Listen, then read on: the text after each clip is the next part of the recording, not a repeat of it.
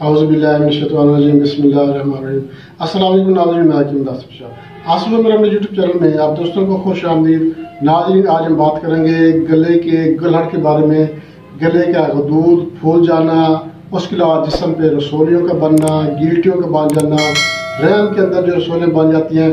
मतलब यह है कि जिस्म में जो रसोलियाँ पैदा हो जाती हैं, गिल्टियाँ बन जाती हैं, इनके बारे में। और इसके अलावा जो गले की ये गदूद होती हैं, गला फूल जाता है, इतना मोटा हो जाता है, तो गले के गदूद के बारे में आपको एक बेहतरीन मुजरब नुस्खा बताऊंगा। ज़बरदस्त है, आजमूदा नुस्खा है। इंशाल्लाह इसके इस्तेमाल से गले के गदूद बढ़ जाते हैं। गला जो है इसको गाइटर भी कहते हैं, गलहड़ भी कहती है। जब ये बढ़ जाता है तो इसकी क्या वजूहत होती है, ये क्यों बढ़ जाता है, मुकम्मल तफसील जो है मैं आपके साथ शेयर करता हूँ। तो नाज़रीन, गलहड़ किसको कहते हैं, गलहड़ क्यों बनता है? गलहड़ जो है ये जो गले के गदूद होते हैं, थायराइड ग्लैंड जो होते हैं, ये फूल जाते हैं, ये बढ़ जाते हैं और गला जो है ये इतना तक जो है ये लटक आता है, गला बढ़ जाता है। गला जो है इसको फूल जाना या गदूद का बढ़ जाना कहते हैं। इसको गाइटर भी कहते हैं और गिलहड़ भी कहते हैं। असल में जो तमाम ग्लैंड होते हैं, इनका ताल्लुक जो है ये जिगर के साथ जुड़ा होता है। मतलब ये है कि पूरे जिस्म में जितने भी ग्लैंड्स पाए जाते हैं, इनका ताल्लुक जो है ये जिगर के साथ होता है और इनकी एक किस्म की कुंजी जो है ये जिगर के पास होती है।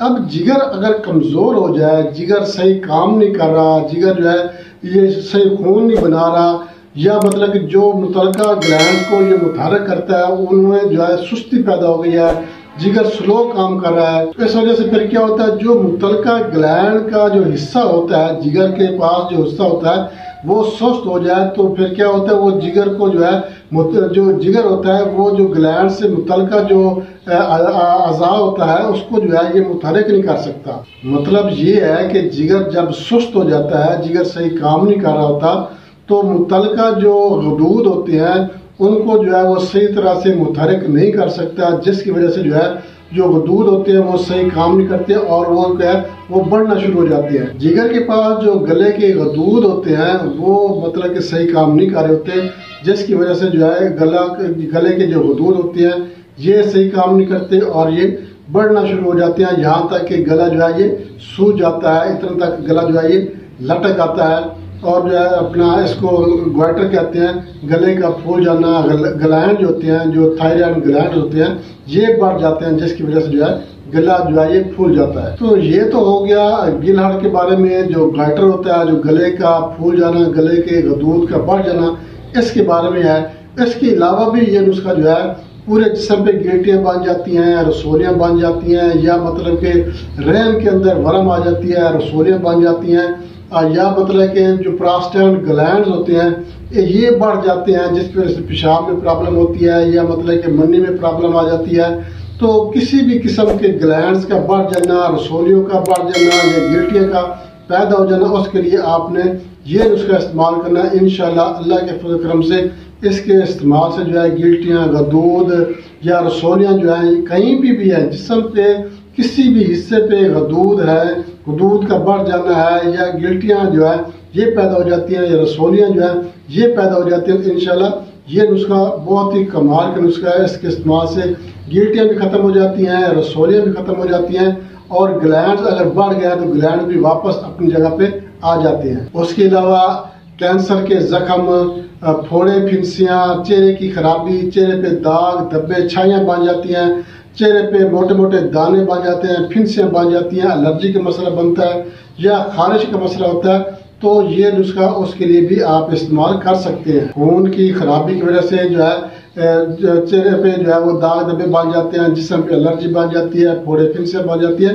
तो गिल्टियों के लिए, रसोलियों के लिए, और जिस्म पे जो फोड़े फिंसियाँ बन जाती हैं, खून की खराबी हो जाती है, या कैंसर का फोड़ा बन जाता है, उसके लिए। उसके अलावा पूरे जिस्म के जितने भी ग्लैंड्स हैं, ग्लैंड्स के बढ़ जाने के बारे में जो है आप ये नुस्खा इस्तेमाल करेंगे तो इंशाल्लाह आपको फ़ायदा होगा।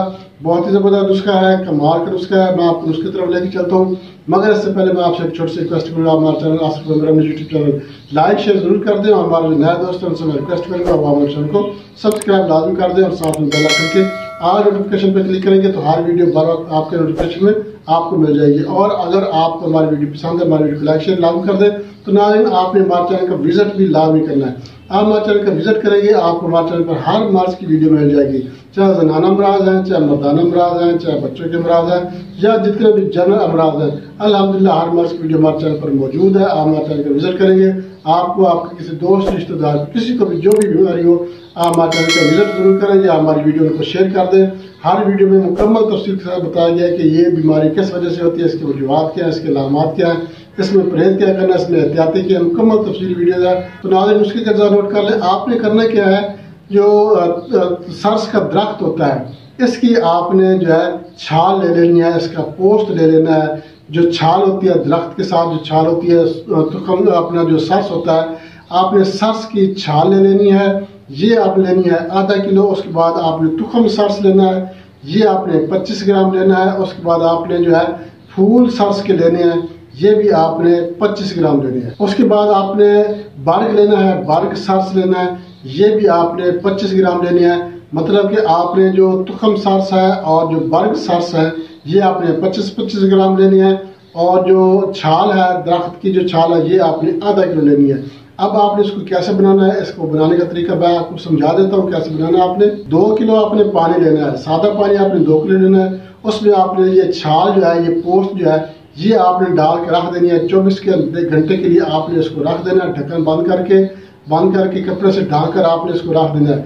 24 घंटे के बाद आपने क्या करना है, इसको आपने जो है बॉयल करना है, छाल समेत ही आपने इसको बॉयल करना है। जब ये पानी 1 किलो रह जाए उसके बाद आपने क्या करना है, इसको आपने अलग से छान लेना है, पानी आपने अलग कर लेना है। और इसके बाद आपने जो छिलके हैं, जो इसकी छाल है, ये आपने अलग कर लेनी है।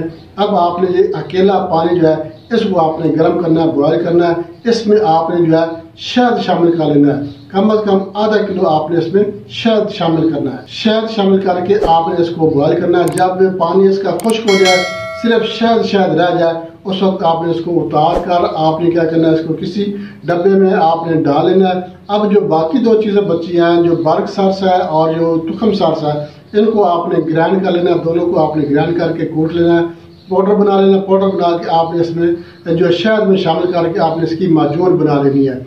बेहतरीन किस्म की माजून बनेगी। ये माजून आपने जो है सुबह शाम 1-1 चम्मच आपने इस्तेमाल करना है। ताज़े पानी के साथ आपने सुबह शाम 1-1 चम्मच, अगर बच्चा है तो उसको आप आधा चम्मच, अगर 40 साल से ऊपर तो आप इसको 1 चम्मच, जो छोटा चम्मच होता है चाय वाला, 1-1 चम्मच सुबह शाम इस्तेमाल करें। इंशाल्लाह चंद दिन के इस्तेमाल से जिस्म के अंदर जहाँ कहीं पे भी रसोलियाँ हैं, गिल्टियाँ हैं या गदूद बढ़ गए हैं, इंशाल्लाह वो ख़त्म हो जाएंगे। दूध का बढ़ना रुक जाएगा, दूध वापस अपनी जगह पे आ जाएगा।